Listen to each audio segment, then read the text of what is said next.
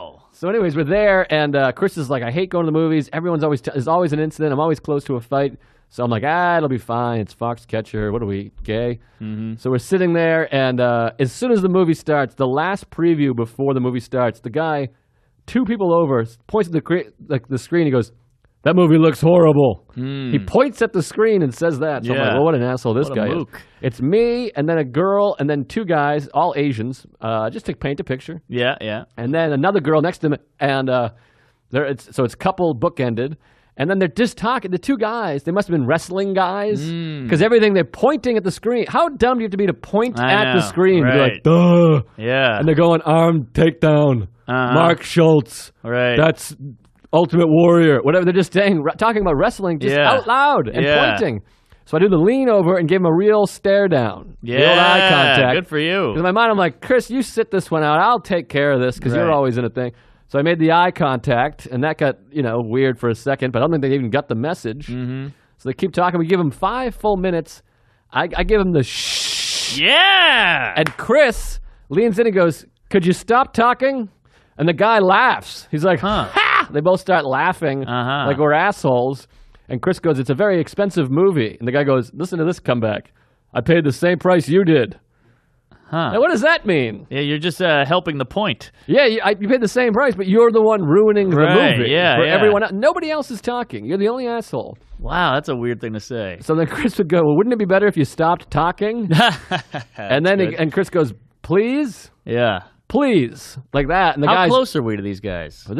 Only the girl is between us. Okay. It's 2 guys, 1 girl, us 2. Okay. So like a porn. Yeah. And so anyways, the guys stopped talking for the rest of the movie. So they knew they were fucking idiots. So it kind of worked. That worked, yeah. But you still have that edge the whole time. Sure. Like, we're going to fight these guys. And they're like wrestling buddies. So they probably want to put us in a double handspring, full Nelson, whatever the hell it is. Next to the bushwhackers. Yeah.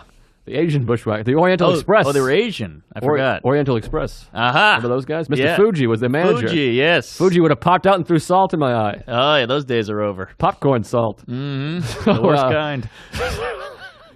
So then the movie goes on for an hour. I've settled in now. I'm like, all right, these numbskulls will quiet down now. And all of a sudden I hear this.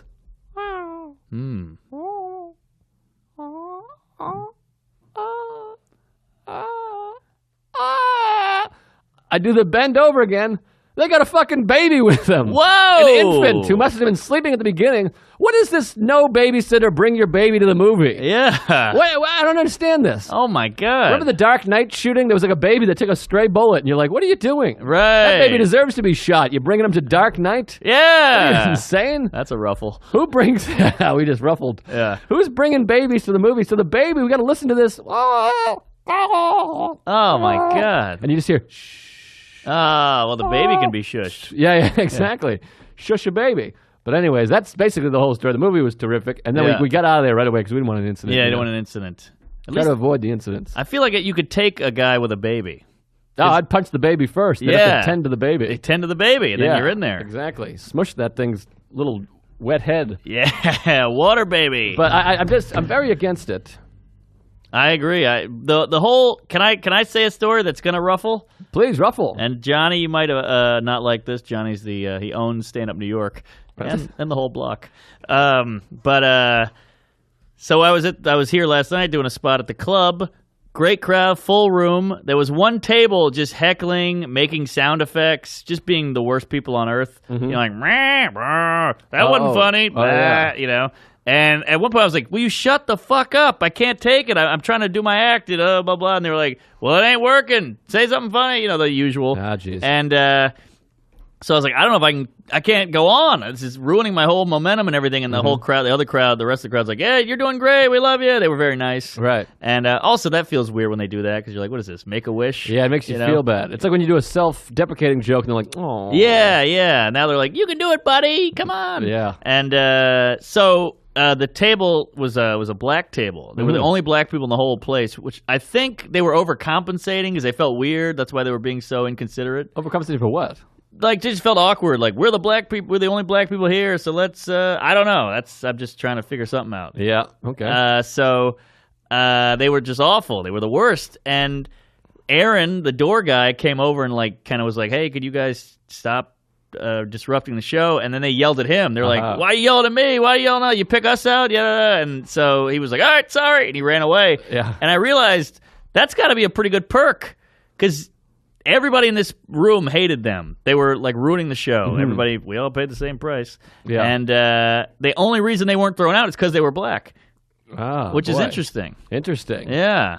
That Aaron, who's one of our producers, and sweet man, and we love him. He's a big part of the show, but that's not the guy I want going in when I have a group of wild people. Here's what you need. You need a big black doorman. Black bouncer. That's what you need. Black people respect the black guy yelling at them, and then white people are afraid of the black guy. Well, you can't pull a race card if he's black. Right. You need a black bouncer. You need a black bouncer. That's why we need black cops. Yes. You get thrown out by a black bouncer, a white guy's not going to go, "You're throwing me out because I'm white." Right. So it covers everything. They go, "Get the fuck out of here. He's black. This is terrifying." Exactly. Yeah. So stand up New York, get a black bouncer. Yeah, got to get a black bouncer. There. Also, it's just a very white place in general here. Yeah, very Jewish. Yeah, I don't like it here. I feel uncomfortable here. Yeah, I don't think I don't like it. As a Gentile. Just kidding, of course. We're ruffling our own owners' feathers. Yeah. We're going to get kicked off the network. We love everyone. But I'm just pointing out what happened, and they happen to be black, and they happen to be white, and we're all gay. Right. Well, these were Asians. Asians not typically known for talking during movies or pointing at the screen and yelling. But no. This is a special group.